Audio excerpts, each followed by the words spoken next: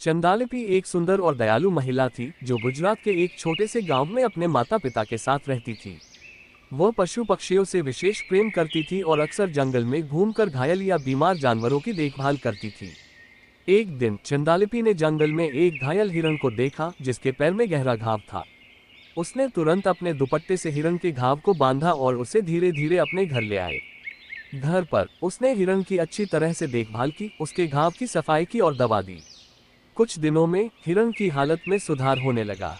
इस दौरान चंदालिपी और हिरण के बीच एक गहरा संबंध बन गया। हिरण चंदालिपी की ओर विश्वास और प्रेम से देखता और चंदालिपी उसे अपने परिवार का हिस्सा मानने लगी थी। एक दिन गांव में कुछ शिकारी आए जो जंगल में शिकार करने की अनुमति मांग रहे थे। गांव वालों ने उन्हें मना कर दिया, लेकिन शिकारी चोरी छिपे शिकार करने का निर्णय ले चुके थे। चंदालिपी को इस बात की भनक लगी और वह चिंतित हो गई। वह नहीं चाहती थी कि उसके प्यारे हिरण को कोई नुकसान पहुंचे। उस रात चंदालिपी ने एक योजना बनाई। वह हिरण को सुरक्षित स्थान पर ले जाने का निर्णय लिया जहां शिकारी उसे न ढूंढ सके। वह हिरण को लेकर जंगल के गहरे हिस्से में गई जहां एक गुप्त गुफा थी। वहां उसने हिरण को छोड़ा और उसे समझाया कि वह यहीं रहे जब तक शिकारी गांव से चले न जाएं।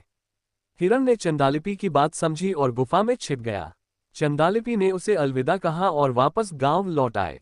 अगले कुछ दिनों तक शिकारी जंगल में शिकार की तलाश में भटकते रहे, लेकिन उन्हें कुछ नहीं मिला। आखिरकार वे निराश होकर गांव छोड़कर चले गए। शिकारियों के जाने के बाद चंदालिपी ने गुफा में जाकर हिरण को वापस लाने का निर्णय लिया। लेकिन जब वह वहां पहुंची तो उसने देखा कि हिरण अब पूरी तरह से स्वस्थ था और जंगल में अपने साथियों के साथ खुशी खुशी रह रहा था।